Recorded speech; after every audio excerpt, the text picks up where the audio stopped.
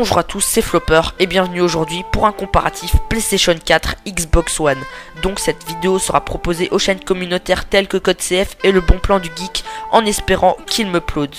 Donc je vais utiliser 7 critères pour comparer les deux consoles, à savoir le prix, le design, la manette, la configuration du système, mais aussi les exclusivités, le confort de jeu et la communauté Call of.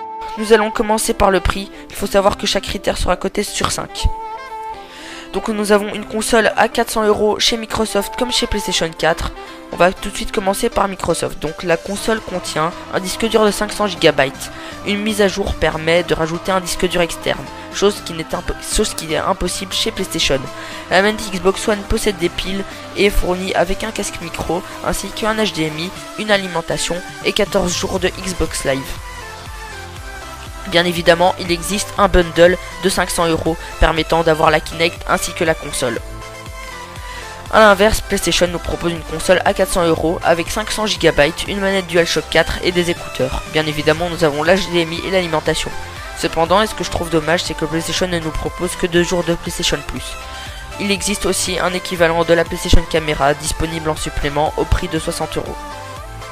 Je vais mettre 5 sur 5 pour Microsoft et 4 sur 5 pour Sony, étant donné que Microsoft a fait un effort sur la baisse de prix et nous permet aussi d'avoir un disque dur externe, chose impossible chez PlayStation. Si vous voulez de la mémoire supplémentaire chez PlayStation, il vous suffira d'ouvrir votre console et modifier le disque dur.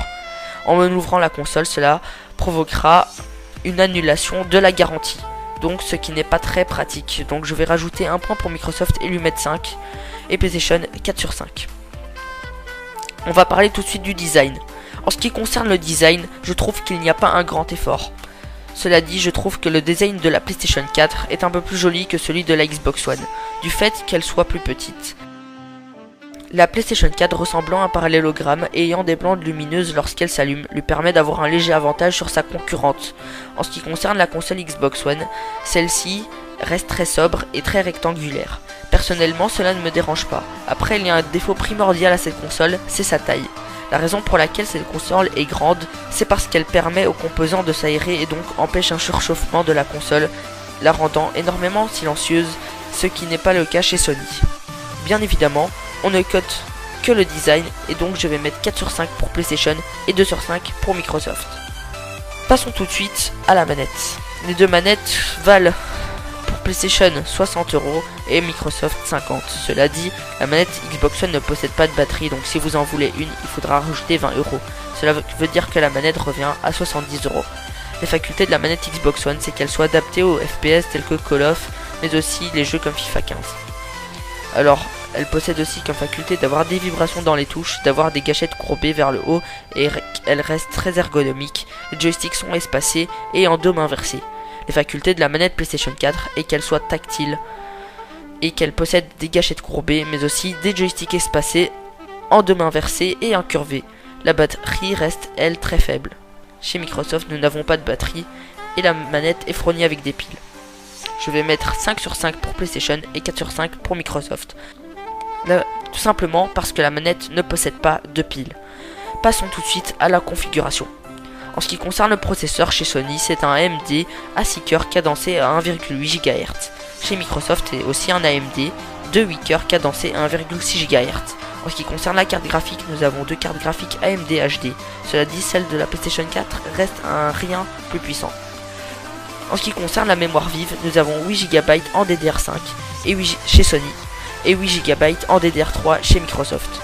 Le disque dur de la PlayStation 4 est de 500 GB et le disque dur de Microsoft est de 500 GB. Bien évidemment, il existe aussi le bundle Call of Duty Advanced Warfare avec la Xbox One à 1 TB qui sortira ce novembre. En ce qui concerne la configuration, je vais mettre 4 sur 5 pour PlayStation et 3 sur 5 pour Microsoft. Passons tout de suite aux exclusivités. En ce qui concerne les exclusivités PlayStation 4, on peut voir qu'on n'a pas vraiment l'embarras du choix, mais bon, nous avons toujours un Uncharted 4, un Infamous First Light, un Little Big Planet 3, un The Order 1886 et pourquoi pas un Batman Arkham Knight.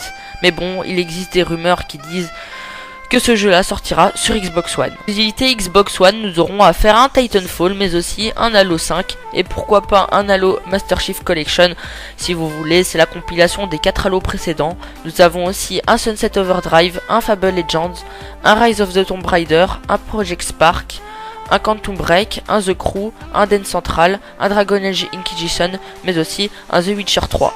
Nous avons aussi les joueurs légendes sur FIFA 15 et pourquoi pas les DLC sur Battlefield et Advanced Warfare en exclusivité un mois en avance. En ce qui concerne la note, il n'y a pas photo, je vais mettre la note de 5 sur 5 à Microsoft et de 2 sur 5 à PlayStation. Passons tout de suite au confort de jeu. Alors on va tout de suite commencer par Xbox One. Alors je vais vous parler des plus. Il faut savoir que la console ne fait pas de bruit, c'est l'une des raisons pour laquelle elle est très grande. Nous avons très peu de déconnexion, pas beaucoup de freeze, pas du tout en vérité, et l'interface est complète et agréable, ce qui n'est pas à dénigrer. En ce qui concerne les moins, c'est la taille de la console, comme je vous l'ai dit, elle est assez grande. Il y a des incompatibilités avec les casques, en gros, vous serez à peu près condamné à prendre un Mixamp ou bien un produit de ce style-là. En ce qui concerne les plus de la PlayStation 4, il faut savoir qu'elle est plus petite que la Xbox One, du coup elle est plus facile à ranger dans son armoire. Et aussi il y a une compatibilité avec les casques PlayStation 3, puisque les casques se branchent en USB.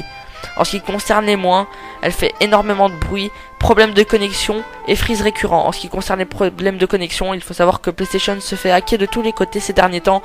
Et c'est pour cela que je commence à rager. Et c'est pour cela que j'insiste sur ce point.